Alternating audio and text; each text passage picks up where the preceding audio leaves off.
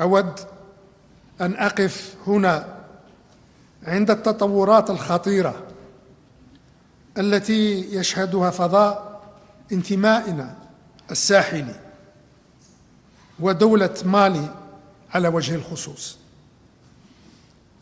لأعيد التأكيد على موقف الجزائر الواضح والثابت.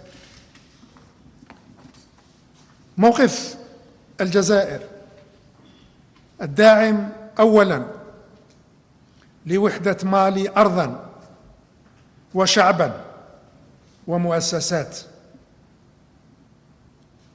موقف الجزائر الرافض ثانياً وقطعاً لكل أشكال ومظاهر الإرهاب الذي لا يمكن تبريره أو التسامح معه أياً